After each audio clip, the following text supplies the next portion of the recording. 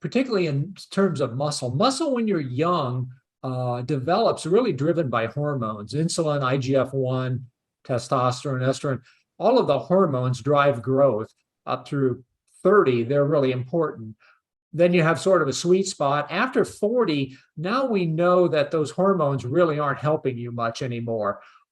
They can't be deficient, but they're not really giving you much growth. And now we know the quality of protein becomes more important.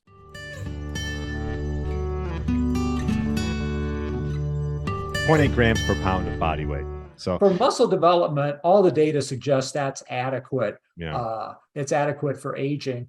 Some people might argue that there's reasons to have higher protein because you're trying to have lower carbs. So now you have another question.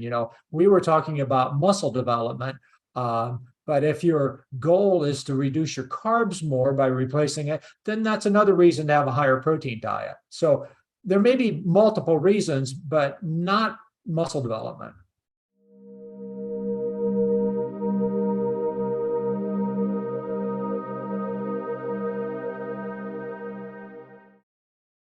The average American's eating close to 300 grams of carbs per day.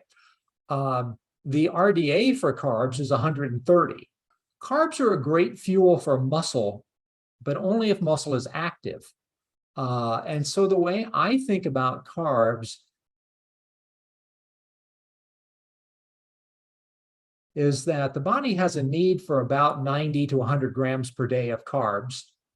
And then anything above that, you earn with muscle activity at a rate of maybe 60 grams per hour of exercise. So if you have an hour of exercise per day, you can have about 160 grams of carbs per day. If you eat 300 grams of carbs per day, then you need 3 hours of fairly intense exercise every day. And not too many Americans are getting that.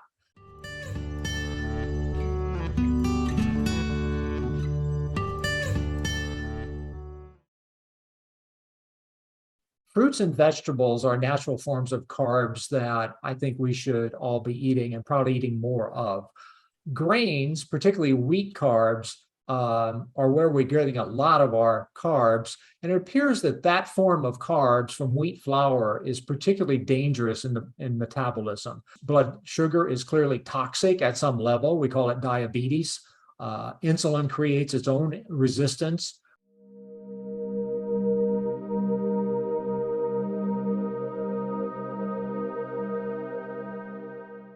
We looked at counting things, and people don't like to count things. They don't like to read labels.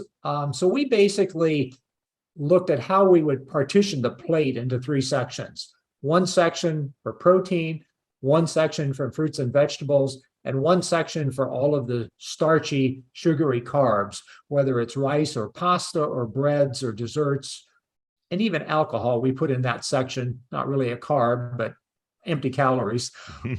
And basically, the way we teach it is that the visual size of the protein on your plate, the carb section can never be larger than that.